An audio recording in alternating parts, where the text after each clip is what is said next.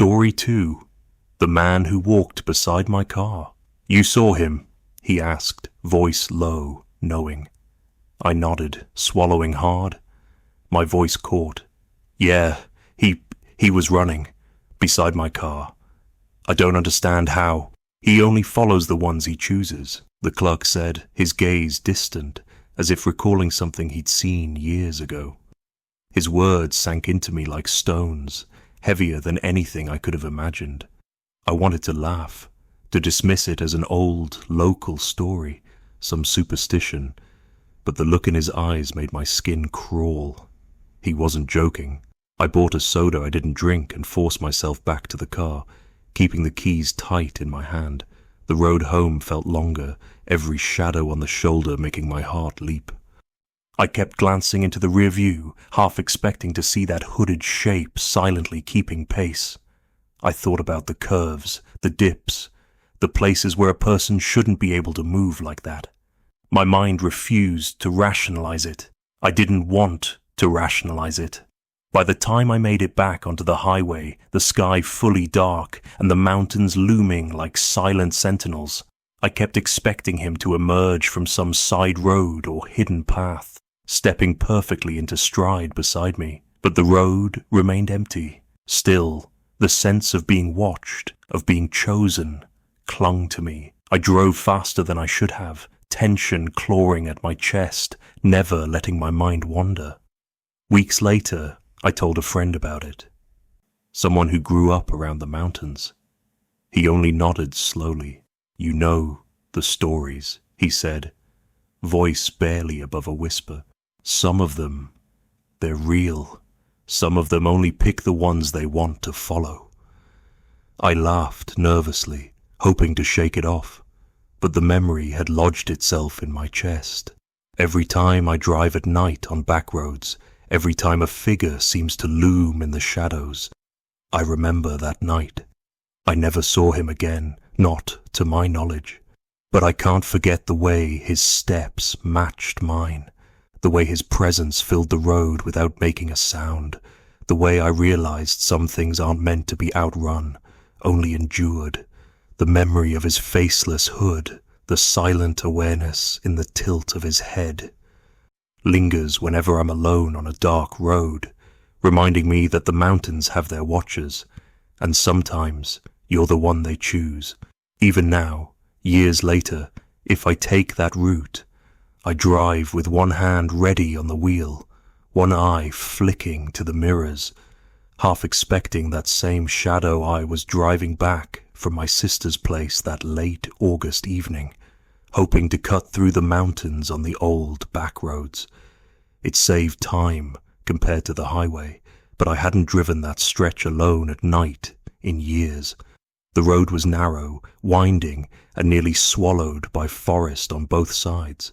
The sun had just dipped below the ridge, leaving the valleys in shadow, the trees blackening into shapes that seemed to lean in closer as I drove.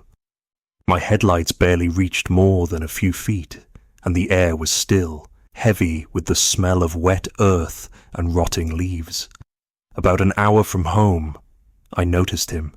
At first, I thought it was a trick of the light, a branch moving in the wind or a shadow on the shoulder. But then I saw the figure clearly. A man walking along the edge of the road, head down, hood up despite the august heat. He was tall, thin, and his arms hung unnaturally straight at his sides.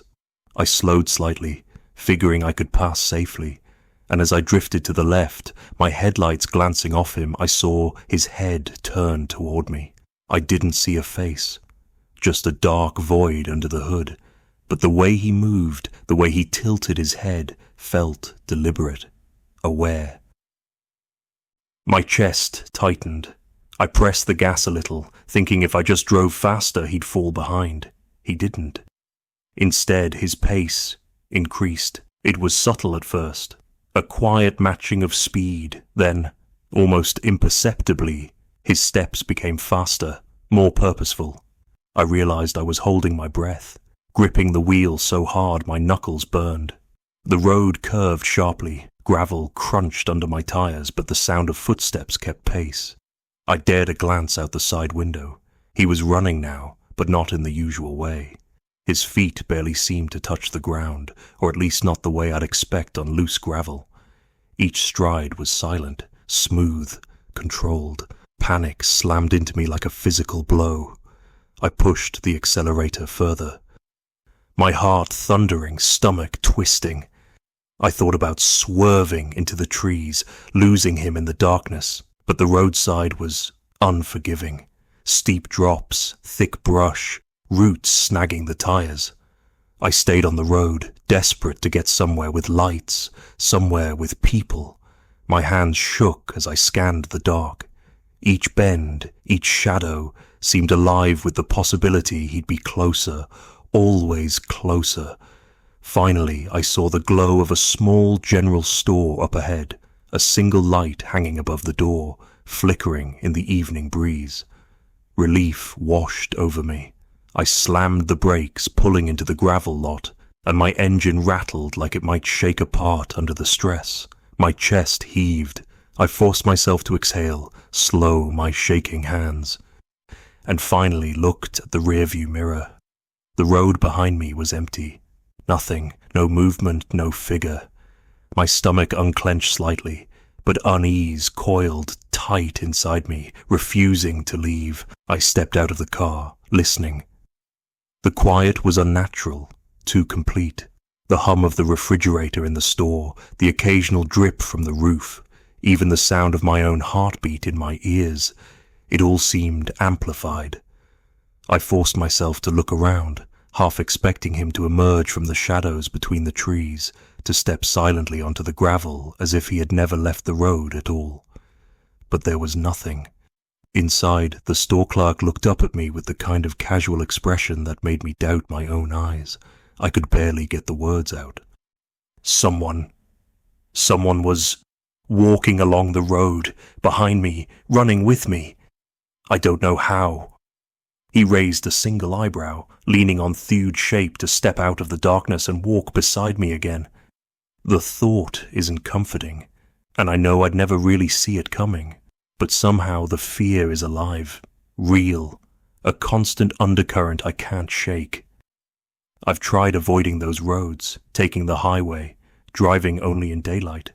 It helps a little, but at night, when the wind whistles through the trees and the road bends just right, I feel the echo of his steps, perfectly matched to mine. And I remember the clerk's words. Some things in the mountains don't just watch. You are chosen, and that choice never leaves you, no matter how far you drive or how fast you go. I can't explain why he appeared, why he ran alongside me as if gravity and distance meant nothing. I don't want to. There's a part of me that hopes I'll never find out. The experience left a shadow in my mind, a constant creeping tension I carry into every quiet, empty stretch of road. I think that's the true horror, not what he was, but that he existed, perfectly real and inexplicable, in a world I thought I understood. I don't tell many people about that night. Most would laugh, or dismiss it as fatigue, or the overactive imagination of someone driving too long in the mountains. But I know what I saw. I know what I felt. And I know that some nights, when the wind shifts just right and the shadows fall a certain way, the mountains might be watching again, and I might be chosen once more, without warning, to run alongside something I will never understand. The memory hasn't left me.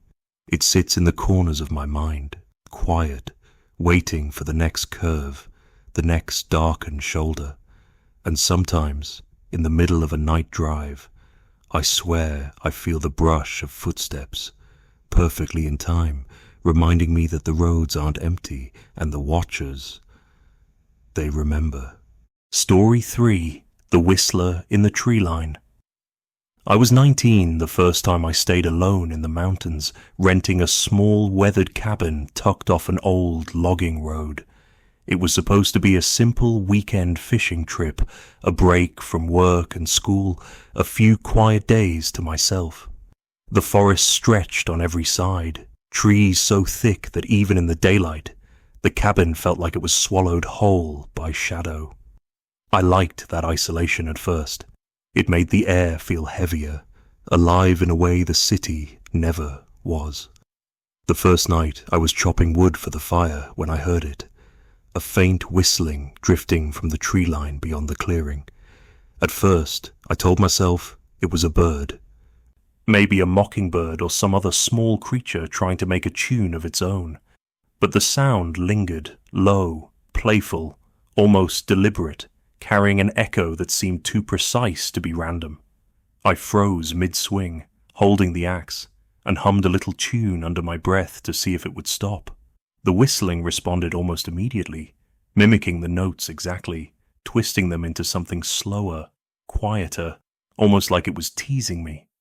I called out, jokingly at first, "Hey, who's out there?"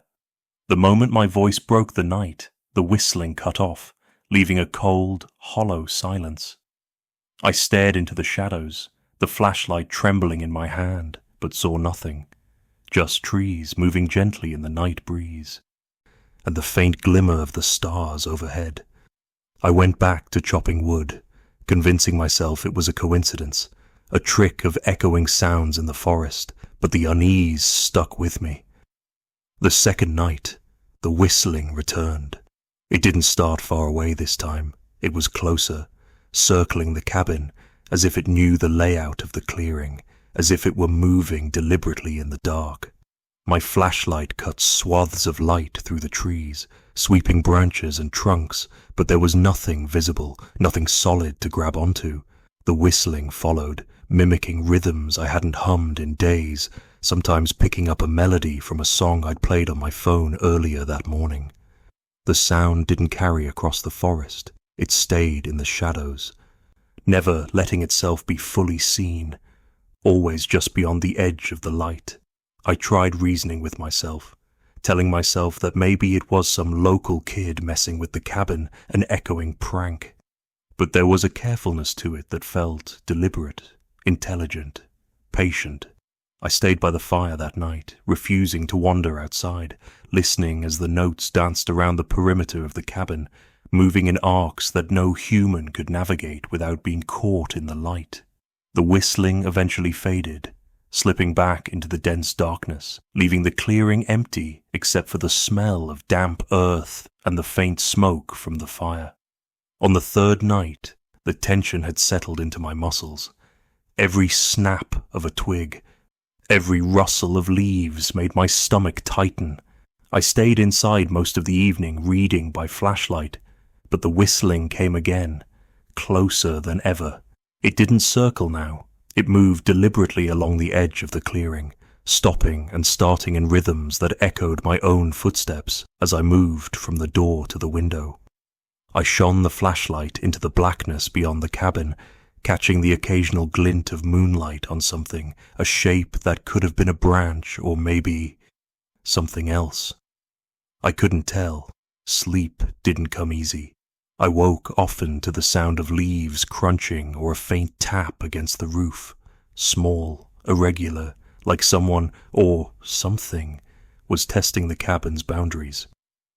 The whistling would start as soon as I stirred, low and playful, almost beckoning, and I would lie still, barely breathing, waiting for it to move on. It always did, eventually, fading back into the dense, unbroken darkness. The last morning, I stepped outside to gather firewood and noticed something I couldn't explain. Small footprints pressed into the dirt around the cabin, barefoot, circling the structure in perfect rings.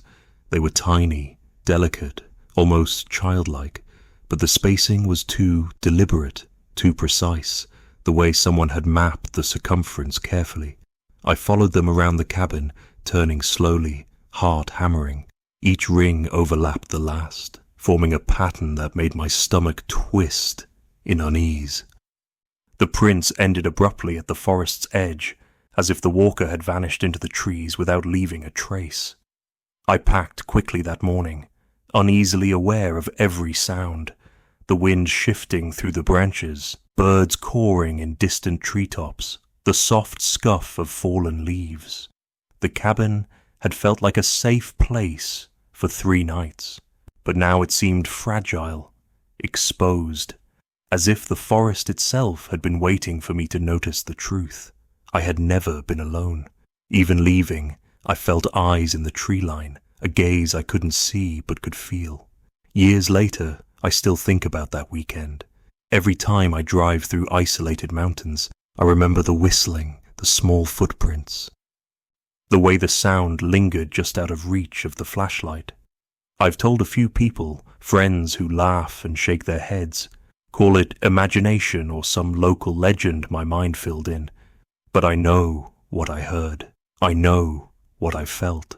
That weekend in the cabin left something behind, a quiet, lingering dread that doesn't go away, that surfaces when the wind whistles through the trees, or when shadows move just beyond the corner of my eye. I never returned to that road. I never tried to rent that cabin again. And sometimes when I'm alone at night, I hum a little tune under my breath, half expecting to hear it answered, twisted and low, from somewhere just beyond the edge of my vision. The whistler never chased me, never harmed me. But the memory carries a weight, a certainty that the forest keeps its own, and it knows when someone has been inside its circle. I never saw the figure, never caught it in the beam of my flashlight, but I could feel it circling me, always careful to stay just beyond reach, patient and deliberate. Even now the thought makes my skin crawl. And when I close my eyes at night, I can hear that low, playful whistle, twisting the melodies I once hummed, circling me in the darkness. And I remember the footprints, perfect rings pressed into the dirt, and I realize that some presences aren't meant to be understood or confronted.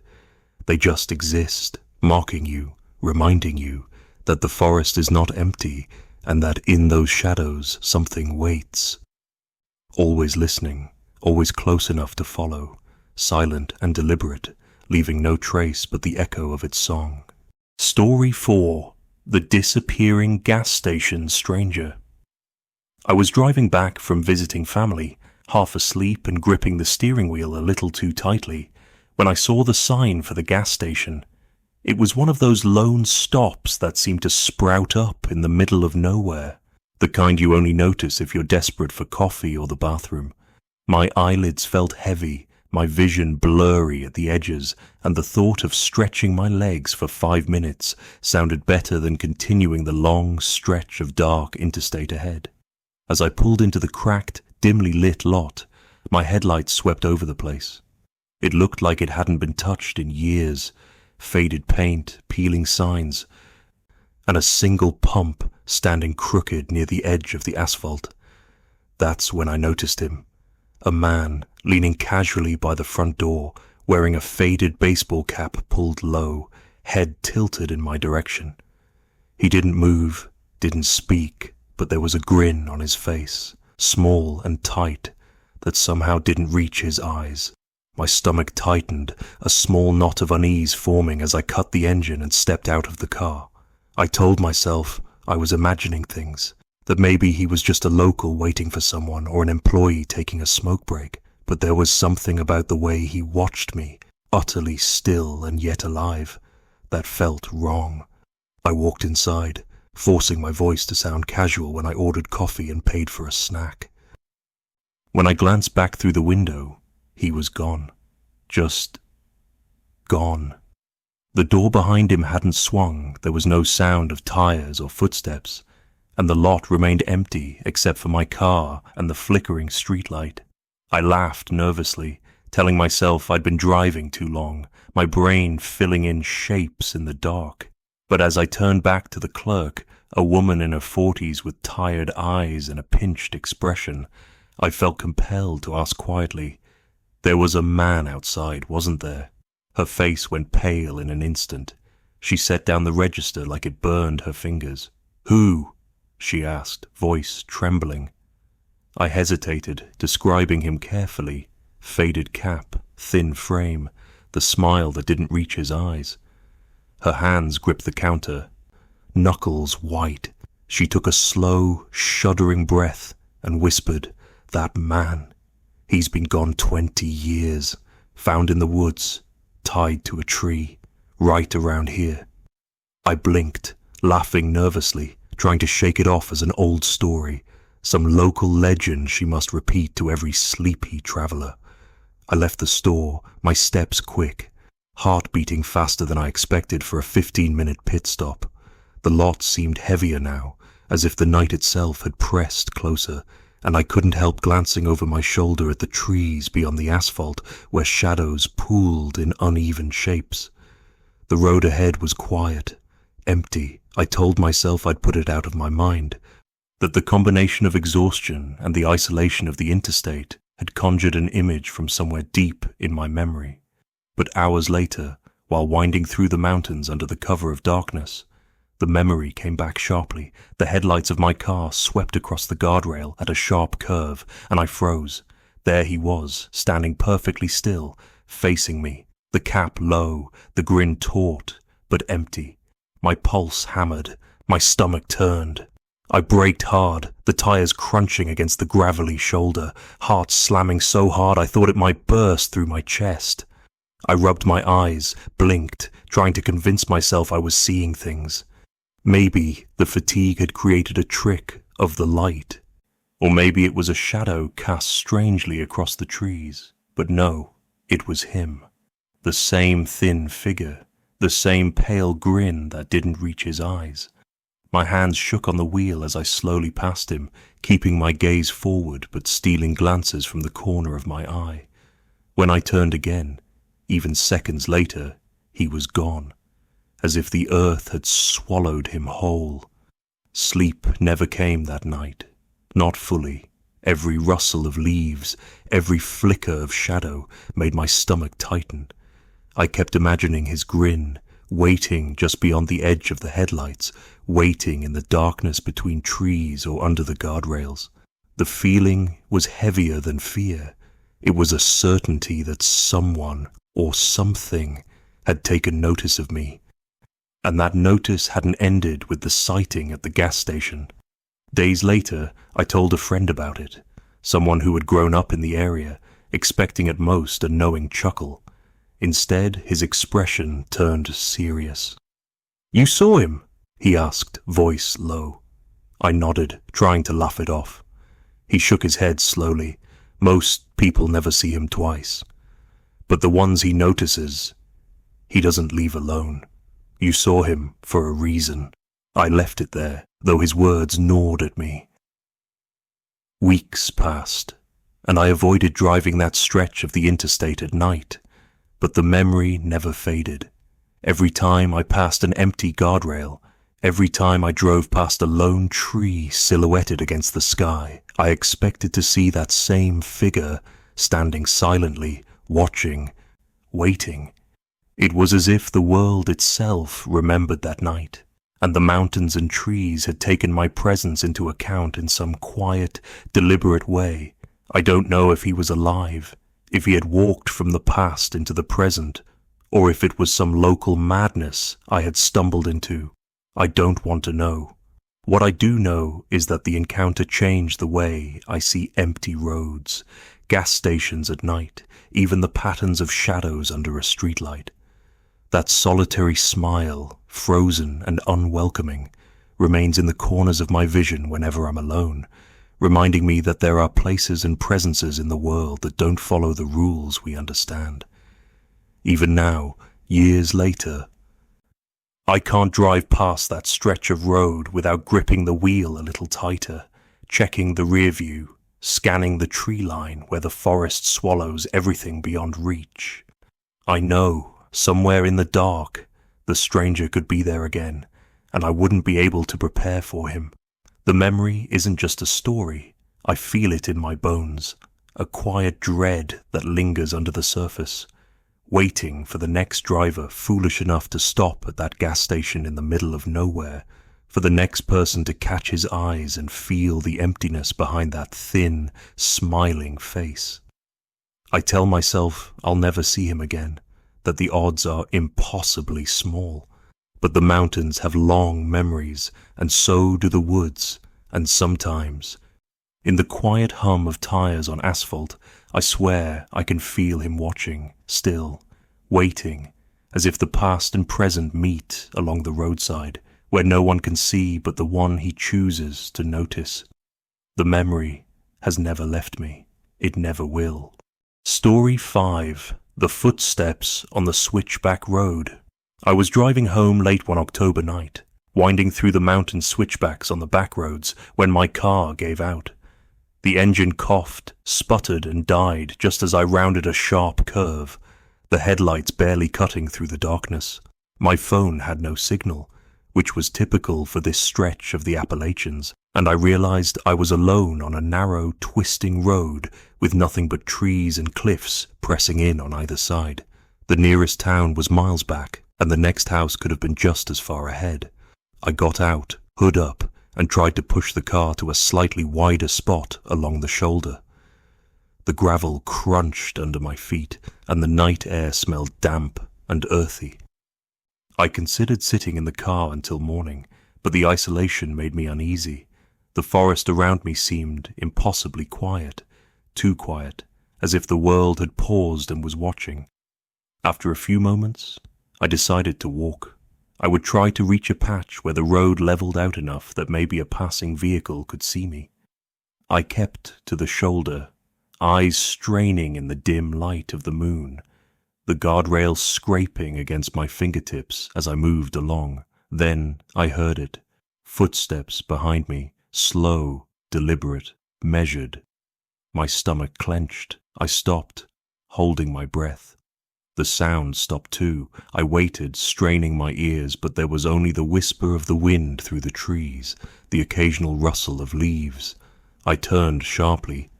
Flashlight raised, and there was nothing. No movement in the shadows, no hint of life beyond the road's edge. I started walking again, slow and careful, hoping I had imagined it. But then the footsteps returned, faster this time, keeping pace with my own, distinct against the gravel. Panic hit me like a physical force. My pace quickened. I began to run, heart hammering, lungs burning in the chill night air. The sound behind me never wavered, always matching me, sometimes a fraction ahead, sometimes just behind. Every curve and steep incline felt endless, as if the road itself stretched on to trap me, the trees leaning closer, the shadows pressing in. I risked a glance over my shoulder, and for a fleeting second, I thought I saw a tall, dark figure standing at the edge of the trees, too still to be fully alive. Then the figure blurred, slipping between the trunks, keeping pace with me even though I hadn't seen it move. I shouted, desperate and raw, and the sound seemed to swallow itself in the night, leaving only the echo of the footsteps behind me. Minutes passed, or maybe hours, it was impossible to tell, and just as the panic began to overwhelm me, the glare of headlights appeared around the next switchback. I threw my arms up, waving frantically, desperate for the vehicle to see me. The truck slowed, the engine humming loudly against the oppressive silence, and I ran toward it, gasping for help, relief washing over me in surges. The driver slowed to a stop, looking down at me with a mix of confusion and concern. "Everything okay?" he asked, voice raised over the roar of the engine. I tried to explain, pointing behind me, my words jumbling as I stammered. "Someone, there were footsteps following me." He frowned, shaking his head. "There's nobody back there," he said, voice calm but uncertain, as if he could almost hear my fear but not the thing that caused it. I hesitated, heart still racing, then climbed into the cab, leaning back against the seat. I should have felt safe, should have felt warmth from the enclosed space. But the moment my shoulder brushed the edge of the seat, I felt something else. A cold, steady touch along my arm. I jerked forward, snapping my head toward the source. But the seat was empty, the truck cab silent except for the hum of the engine. I couldn't explain it. My pulse rattled in my ears, my hands trembling as I gripped the steering wheel, trying to convince myself it was a trick of the air. A gust that had somehow brushed me, or perhaps my own imagination finally unspooling from the tension. But the sensation had been deliberate, precise, and impossibly cold, as if someone, or something, had reached for me and been there, just for a moment, before retreating into the darkness. I stayed in the cab for the remainder of the drive down the mountains, not daring to look out the windows, not speaking, only listening to the engine and the road. Every shadow at the edge of the headlights made me flinch.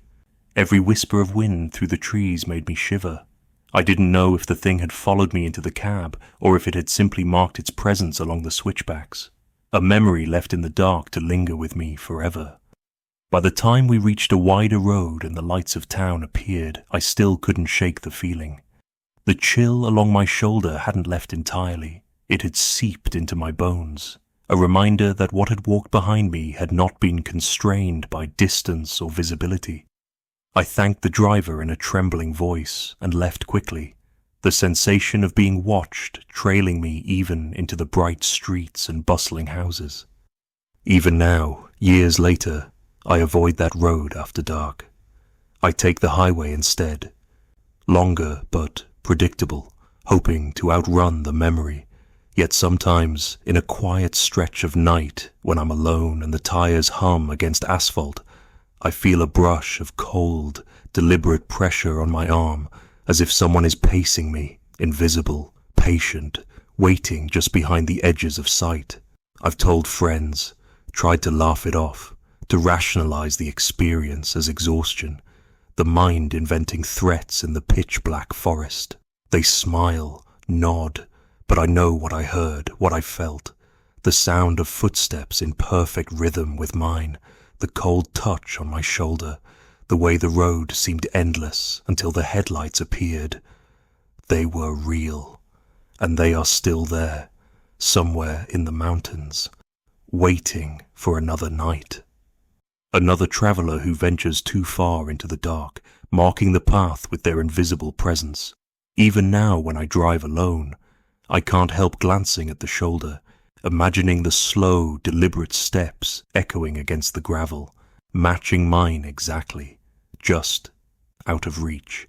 It's not fear that grips me as much as a certain, hollow knowledge. The forest has its own rules, its own patience, and some things will follow you, not for hunger, not for sport, but simply because they can, because the night lets them, and because for one fleeting stretch of road you were alone enough to notice.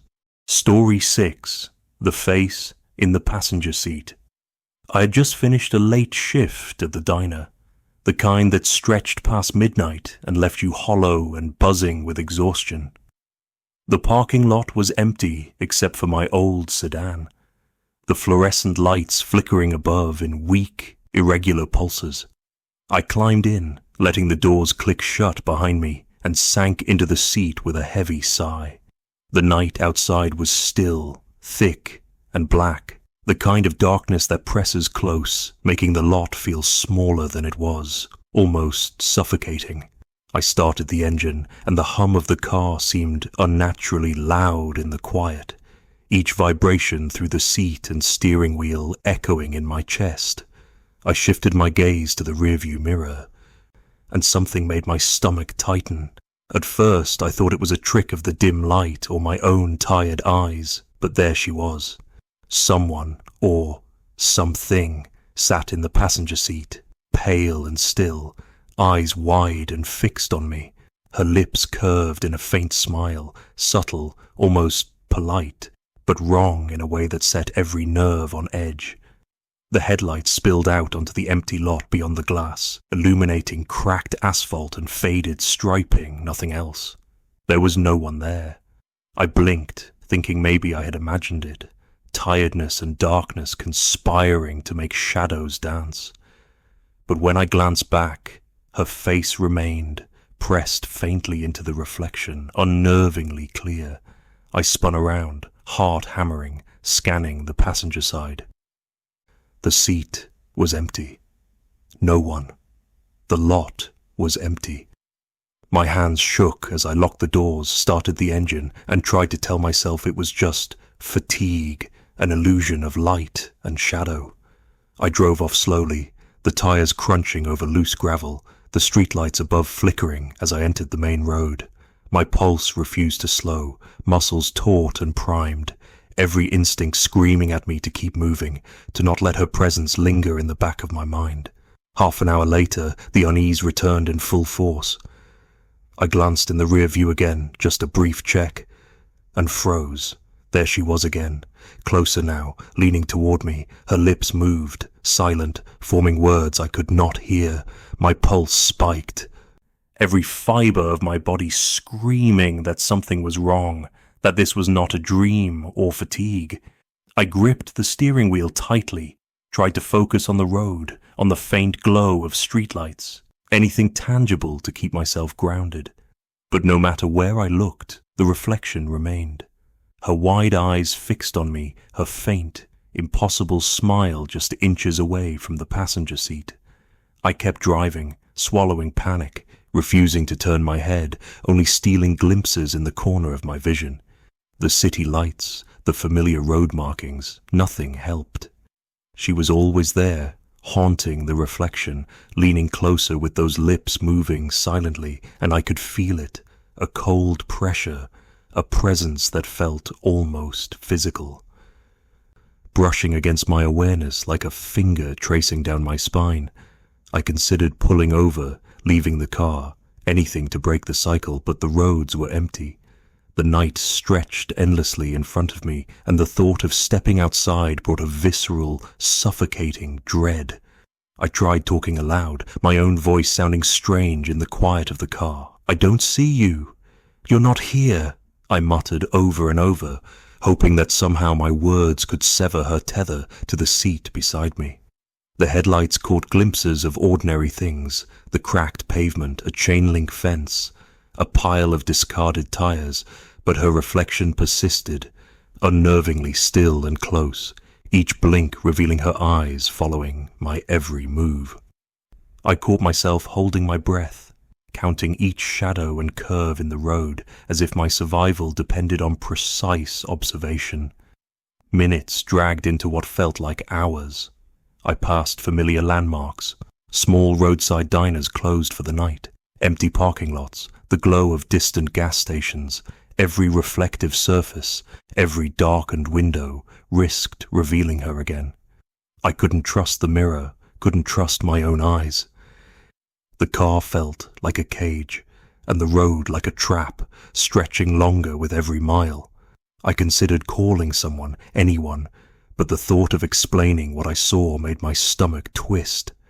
How could I make anyone understand? How could I describe a face in the passenger seat, pale and silent, moving lips without sound, leaning closer even though the seat beside me remained empty?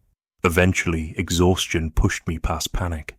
I told myself I'd convince myself of her presence, the stress of the late shift, the long drive, blending into hallucination. But the reflex was impossible to break. Every time I glanced at the mirror, I saw her. She was patient, silent, impossibly still, eyes following, smile unchanging. Even when I reached the highway, even when the city lights began to flicker in the distance, she remained there, an echo in the reflection, a reminder that I wasn't truly alone. I finally reached my apartment, parking and shutting off the car, heart pounding, legs trembling. I sat in the dark for a long time, doors locked, lights on, trying to convince myself that leaving the car would break the presence, that closing the door would end it. But in the rearview mirror hanging on the wall by my dresser, faint in the reflection of the lamp, I thought I saw her eyes again, wide and pale, her lips curling in that same faint smile. I shook my head, telling myself it was impossible. Sleep came fitfully, every shadow in my room twisting in my half-conscious mind. I dreamt of headlights cutting through endless darkness, of mirrors reflecting a face that shouldn't exist, a figure leaning closer with words I could not hear, and every time I blinked awake, I could swear I felt the faint brush of cold air against my arm. A reminder that presence doesn't always need to be solid to be real. I've avoided driving alone since that night. I take longer routes, stay in well-lit areas, always scanning the passenger side, always checking reflections in every glass surface. And even now, years later, sometimes when I catch myself in a car mirror, tired after a long day, I swear I see her again, pale, wide-eyed, faintly smiling, lips moving without sound. I look away, breathe deeply, and try to shake the feeling, but the certainty lingers. Whatever it was, whatever it had been that night, it didn't leave when I parked. It stayed with me, a quiet, unshakable presence, haunting reflections, patient, silent, and close, always close enough to watch. Even now, when the streets are bright and full, the thought of that silent passenger presses against my chest. I imagine her leaning closer, lips moving with impossible calm, and I realize the dread isn't in the darkness, the emptiness, or even the night itself. It's in the reflection, in the knowing that someone, somewhere, is always there, waiting patiently in the places we think are empty, in the corners we choose not to look. And I can't make her disappear. I don't know if I ever will. Story 7. The Shadow That Followed Me Home. I had been hiking near Black Hollow alone that afternoon, wanting nothing more than the quiet of the woods, the rhythmic sound of my boots against the dirt trail, and the smell of damp leaves after a morning rain. The forest was thick, old trees stretching high, their branches interlacing into a canopy that let the sun filter through in narrow beams. I had planned only a short trek, but the solitude felt good, almost necessary, and I wandered farther than I intended, deeper into the folds of the hollow. The trail was familiar, or so I thought, yet the deeper I went, the quieter it became. No birds, no rustle of small animals, only the occasional snap of a branch beneath my own feet. That's when I noticed it. Far off, atop a small ridge, a figure stood, watching. At first, I thought it might be another hiker, someone coming late from a longer trek, but even from that distance, there was something wrong about the way it held itself. The posture was too still, too deliberate, and the figure didn't move when I adjusted my position or tried to hide behind a tree. It was just there, waiting, eyes, or what felt like eyes, fixed on me. I froze for a moment, unsure if I should call out or keep moving. My stomach tightened, a low hum of fear threading through my body, and I decided to leave the trail early, cutting through the underbrush in hopes of losing whoever it was. The brush tore at my clothes, branches snapping underfoot, and each time I paused to listen, I thought I heard movement behind me. At first it could have been the wind or a deer, but the sound was too deliberate, too close. I turned, scanning the ridges and trees, and there it was again, silhouetted against the fading light. Still far enough that I couldn't make out any details, but unmistakably human-shaped, impossibly patient. I ran, heart hammering, my boots slipping on wet leaves, pushing through thorn and vine, refusing to let my fear root me to the spot. By the time I reached my truck, relief washed over me in a rush, and I swung open the door, throwing my pack onto the seat. But the comfort was short-lived. Around the tires circling the truck were muddy boot prints. Fresh, deep impressions in the soft dirt and gravel. I froze, staring at them, counting each print, tracing the loop that went around and around, as if whoever had left them had been waiting, watching, marking their presence even after I thought I had escaped. The hair on my arms stood on end, a cold prickling that had nothing to do with the evening chill. I locked the doors, started the engine, and left the hollow without looking back, but the sensation of being watched clung to me like a second skin.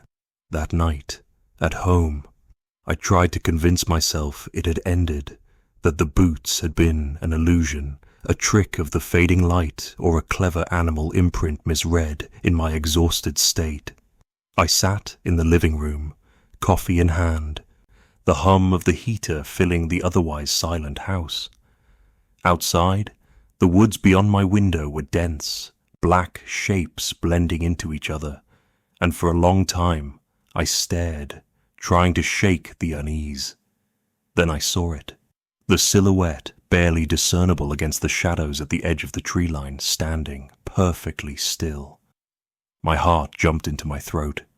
I froze, unsure whether to move, to call someone, to convince myself to look away. The figure didn't shift, didn't approach, didn't retreat.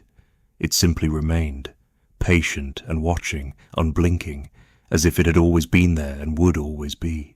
Sleep did not come easily. Every creak of the house, every whisper of wind against the windows felt amplified, as if the night itself had become a mirror of the unease I carried from the hollow. I imagined it moving through the woods, circling my home like it had circled the truck, marking its territory with invisible footsteps. I left the porch light on, though it offered little comfort, its weak glow reaching only a small patch of lawn, leaving the dark forest beyond intact and unknowable. In the following days, the hollow itself haunted me. I avoided it, taking other routes, but the memory of those patient, silent eyes never faded. I replayed the hike over and over, analyzing the ridge, the figure, the underbrush I had forced my way through. I tried to rationalize it, to convince myself it had been a hunter, another hiker, someone tracking the same paths, but nothing fit. The stillness, the precision, the silent circling of the truck. It didn't match any pattern of human behavior I knew. Weeks passed, yet sometimes when I looked out the living room window at night, I thought I saw movement, a shadow at the edge of the trees that didn't belong. Not full shape, not fully human, just the echo of a presence that felt familiar and impossible at the same time. I started checking the locks more than usual, keeping a flashlight by the door, imagining the shadow moving silently, waiting for the moment I wasn't watching. It wasn't terror in the way a sudden scream or a visible threat brings, but a slow, gnawing dread that settled deep in my chest and refused to leave. Even months later, when I returned to the hollow during the daylight, the forest felt different, as if the eyes on the ridge were still there, patient, hidden among the trees.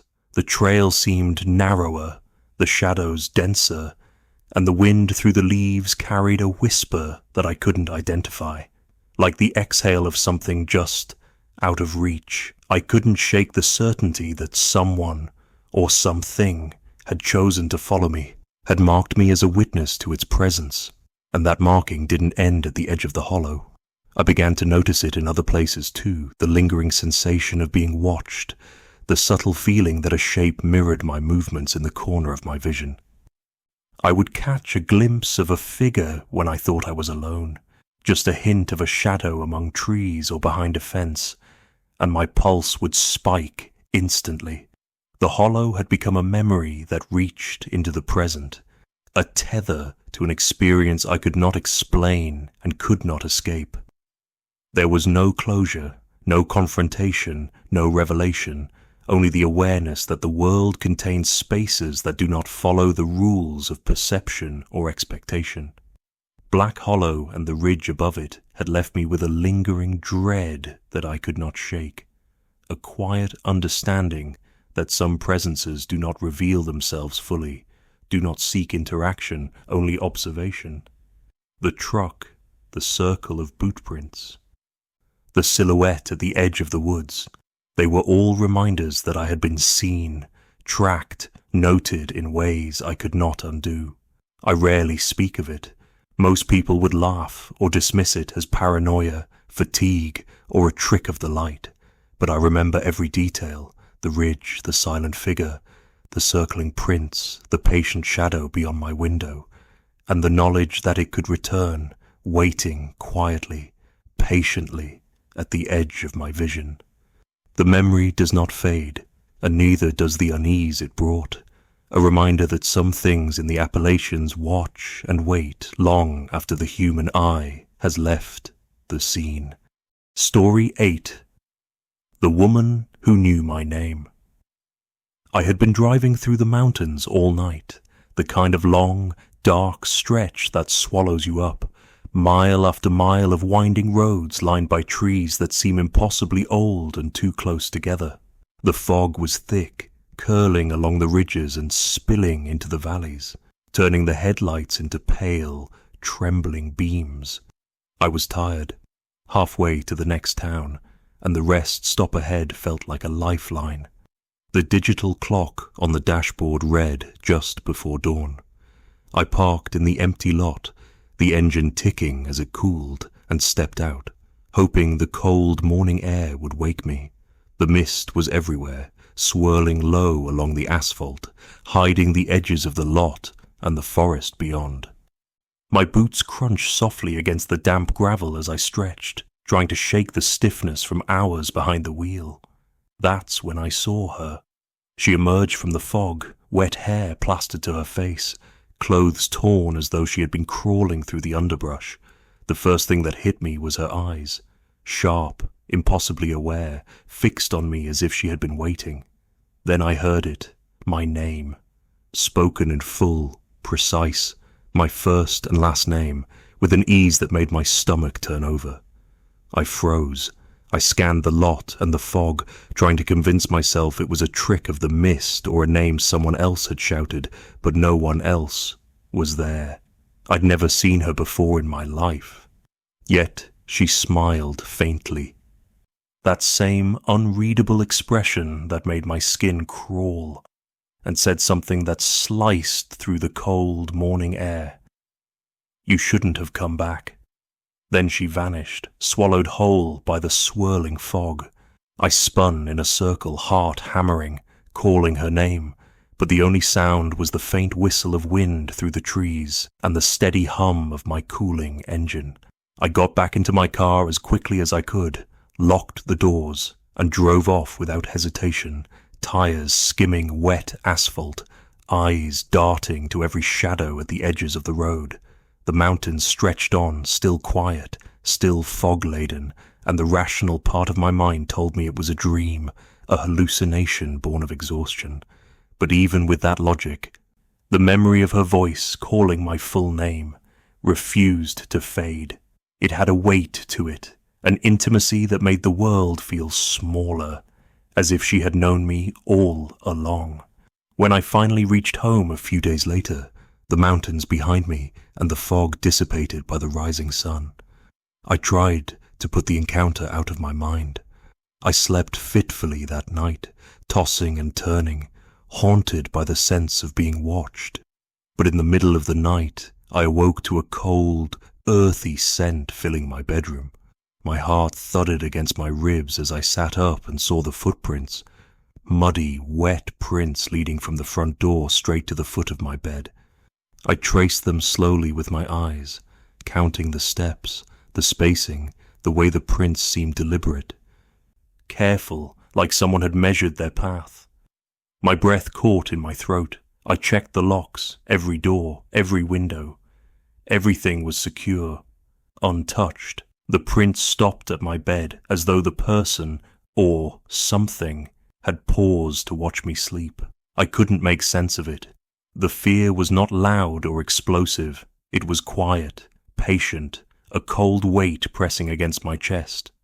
I sat in the dark for hours, unable to sleep, listening to the faint creaks and whispers of the house, convinced that the fog had followed me, that her presence had found a way inside, patient and waiting. Over the next few days, I avoided being alone. Every mirror, every reflective surface became a potential hiding place. Every sudden creak, every shadow at the corner of my vision made me startle. I tried to explain it away, wild animal, a prankster, a vivid dream, but the certainty in her voice, the knowledge of my name, was something that couldn't be rationalized. It had been personal, targeted, as if I had been marked the moment I stopped at that rest area. I haven't returned to that section of the mountains since. Every time I drive through the winding back roads near fog or dusk, I glance at the rearview mirror, half expecting to see her pale, wet hair pressed against the glass. That faint smile waiting for me. I can't forget the feeling of her gaze, the intimacy of being called by my full name by someone I've never met, someone who knew me better than I knew myself. Even now, years later, I check the windows before sleep. Sometimes I think I see movement at the edge of the yard, a shimmer of fog where it shouldn't be. I hear nothing, but the sensation is undeniable. That patient, quiet presence, lingering just out of reach, reminding me that I shouldn't have come back, and that some encounters do not end with distance or daylight. Story 1. The truck that waited every night. I started working nights at a small diner off Route 23 in late October, the kind of place where the coffee never quite tastes right and the jukebox hasn't worked in 20 years. My shift ended at 2 in the morning, and the drive home was 30 miles of twisting, unlit Appalachian back road. No cell signal, no houses, just thick trees leaning over the road like they were listening. At first, I liked the quiet. By the end of my second week, I started to hate it. The first night I saw it, I almost didn't register anything strange. A rusted old pickup, looked like a late 70s Ford, sat on the shoulder at a wide bend in the road. Engine off, no lights. The kind of truck you'd see parked outside a deer camp. I slowed a little, glanced at it, and kept going. It was there again the next night, in the exact same spot.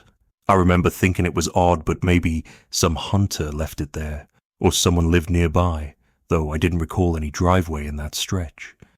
On the third night, the difference hit me the second I came around the bend. The truck's headlights were still off, but the faint thrum of an engine idling rolled through the night air. I felt it more than heard it, low, steady, almost like a purr. My hands tightened on the wheel. I didn't slow down. The fourth night, the bend was empty when I reached it, and for a moment I felt relieved. Then, maybe 5 minutes later, I checked the rear view and froze. There it was. No headlights, no taillights. Just a shadowed shape keeping perfect pace behind me. The only reason I knew it was there at all was the way it blocked the faint moonlight on the road. I told myself it was impossible. I hadn't seen it pull out. There were no turnoffs, no side roads, but no matter how fast or slow I went, it matched me exactly. My pulse pounded so hard I thought I'd pass out. I decided I'd lose it in town. 20 more minutes and I'd hit the first lit intersection. When I got there, I swung into the gas station, headlights washing over cracked pavement and faded yellow pumps. I glanced back. Nothing. Just an empty road disappearing into black forest. Inside, the clerk, a man in his 50s with tired eyes, looked up from his paper. "Long night?" he asked. "Yeah," I said, forcing a smile. "Weird, though. Thought someone followed me in." He shook his head. "Nope. You pulled in alone." I left, after buying a coffee, heart still racing. The road home felt emptier than usual. When I pulled into my driveway, I sat in the car a while, staring into the tree line. The next few nights, I tried not to look for it, but I couldn't help it. My eyes darted to that bend every time. Sometimes the truck was there, sometimes it wasn't. And when it wasn't, I'd see it in the rear view, always at the same distance, always without lights. One night, I decided to test it. I slowed to a crawl, barely 20 miles an hour. The shape stayed exactly where it was. Then I sped up to nearly 70 on the straight stretch. Still there. No gaining, no falling back. When I turned into the gas station again, I kept my eyes locked on the mirror. Halfway through the lot, the shadow vanished, like someone had flipped a switch. By then, I'd stopped telling myself it was a coincidence. I started leaving work early, thinking maybe the timing was part of it. The first early night, the bend was empty. I almost laughed, but 5 minutes later, there it was in the mirror again. I felt the air go out of me. The last night I saw it, fog rolled in thick enough to blur the trees into vague walls. My headlights barely cut 10 feet ahead. I came around the bend slowly, eyes straining, and there it was. parked closer to the center of the road this time. I had to swerve to pass. As I did, I glanced sideways. The driver's window was rolled down. Inside, there was no face, no movement, just darkness, deeper than the fog, as if the cab was hollow. I didn't look again until I was nearly home. When I did, it was behind me. Closer now. That was the first time I felt certain it wanted me to know it was there. I pulled into the gas station out of instinct, but the lights were off. The pump sat dark, the store shuttered. I sat in my car, breathing hard, staring into the mirror. Nothing. But that didn't mean I was alone. It's been months since then. I quit the diner. I don't drive Route 23 anymore. But every so often, I'll catch myself glancing into the rear view, half expecting to see that shadow keeping pace. I tell myself it's just habit. Then I remember the sound of that idling engine, low and steady, still in my ears even now. And I wonder if one night, when I'm not looking for it, I'll see that rusted truck again, closer than before.